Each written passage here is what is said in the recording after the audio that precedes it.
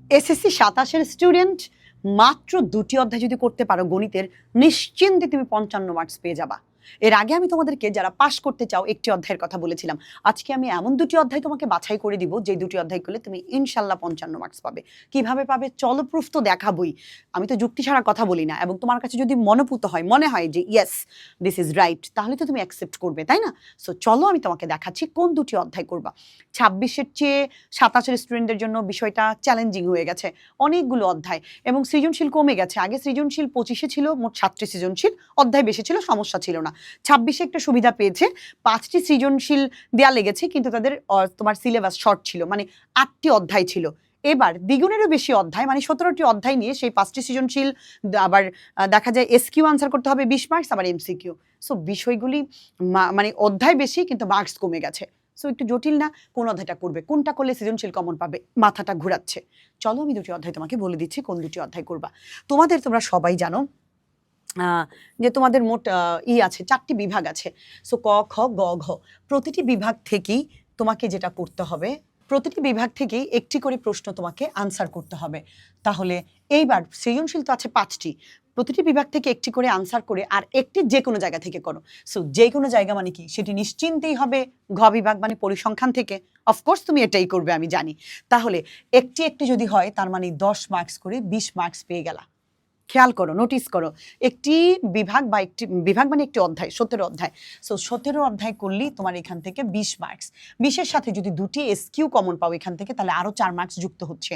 এইবার আসি খ বিভাগ, জ্যামিতি। ৭ম অধ্যায় যদি তুমি করো, একটি সৃজনশীল কমন পাবে। তবে ৭ম-এর সাথে তোমাকে ৮.৫ করতে হবে, ভয় পাওয়ার কিছু নেই। ৮.৫-এ শুধু অন্তর্বৃত্ত, বহির্বৃত্ত, পরিবৃত্ত আর অন্তর্ভুক্ত কোণ 60 বা 30, এই ৪টা জিনিসই তোমার করা লাগে। অন্তর্বৃত্ত যে পারে সে বহির্বৃত্ত পারে, একসাথে এক ভিডিওতে একবারই দেখানো যায়। তো এটা যদি তুমি করো, আমি যখন করাইছি আমি এটাকে অষ্টম অধ্যায়ের মধ্যে রাখি নাই, কারণ সম্পাদ্য একটা, উপপাদ্য একটা আসে। সো সেই হিসেব করলে সম্পাদ্যটা করলে তুমি রিস্ক ফ্রি থাকবা। সো ১০ নম্বর, এবং এখান থেকে একটা এসকিউ তুমি কমন পাবা ২ মার্কস। তাহলে ২০ আর ১০-এ মিলে ৩০ আর ৬-এ মিলে মোট হয়ে গেল তোমার ৩৬ মার্কস।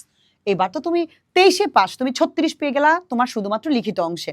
এবার আসি এমসিকিউ, তুমি কি করবে? এমসিকিউ যদি তুমি পারো তোমার জন্য শুভকামনা, যদি না পারো তাহলে আমাদের কোর্সে তুমি দ্রুত এনরোল করতে পারো। কারণ আমাদের কোর্সে যারা 2-in-1 প্রিমিয়াম ব্যাচে ভর্তি হবে ২৭-এরা, একই সাথে প্রি টেস্ট এবং টেস্ট ২ প্রিপারেশন নিতে পারবা। আমরা ২৬-এ যে কোর্স করিয়েছিলাম সেই কোর্সটা সম্পূর্ণ ফ্রিতে স্টুডেন্টদেরকে দিয়ে দিয়েছি যারা ২৭-এর কোর্সে ভর্তি হয়েছে। মানে এখন তুমি সেফ জোনে থাকতে চাও, অথবা আমাদের কাছে ১৫০টি টাইপের এমসিকিউ আছে, যেখান থেকে তুমি ৩০-এ ৩০ যারা আগেই পারো, মোটামুটি ভালো স্টুডেন্ট, তারা নিতে পারো। ঠিক আছে? তারা নিয়ে ১৫০টি করে তুমি ৩০টি এমসিকিউ কমন ফেলতে পারো। আর যারা মনে করো আমি একটু ভয়ে আছি, আমার এইটুকু মার্কস ৫৫ মার্কস পেলেই আমার যথেষ্ট, তাদেরকে আমি বলবো যে তুমি একটা কাজ করো, আমাদের ৮টি অধ্যায়ের মোট ৭৭টি এমসিকিউ আছে। তোমরা নিশ্চয়ই জানো আমি ২৬-এর জন্য 70+ এমসিকিউ দিয়েছিলাম। সেখান থেকে তুমি যদি করো, ইনশাল্লাহ ১৫ থেকে ১৮টা এমসিকিউ তুমি কমন পাবা। অবশ্যই পিডিএফ করবে না, আমার ক্লাস তোমাকে করতে হবে, মনোযোগ দিয়ে আমার ক্লাসই করতে হবে।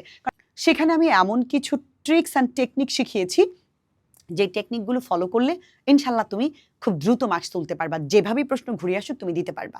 সো সেখান থেকে যদি আমি আরও তোমাকে 20 মার্কস যদি কালেক্ট করে দেই, দেখো তোমার কি হচ্ছে। এখান থেকে 20 মার্কস হচ্ছে সর্বোচ্চ, সর্বনিম্ন ১৫ থেকে ১৬ তুমি পাবাই পাবা। সো ৩০ আর ২০-এ মিলে ৫০ যোগ ৬ এখানে হয়ে যাচ্ছে প্রায় ৫৬। আমি যদি ২-৩ কমও ধরি, তবুও তুমি এখান থেকে ৫৩ মানে ৫৩-৫২ নম্বর পেয়ে যাবা। এর বেশি আর কি লাগে ২টি অধ্যায় করে?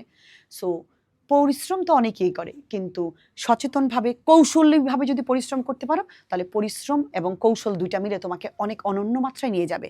পড়াশোনা সবাই করে বা পরিশ্রম সবাই করে, সব পরিশ্রমে কিন্তু সফলতা আসে না। অফকোর্স কৌশলী হইতে হবে, আর সেই রাস্তাটা আমি তোমাদেরকে দেখাবো। সাথেই থাকো।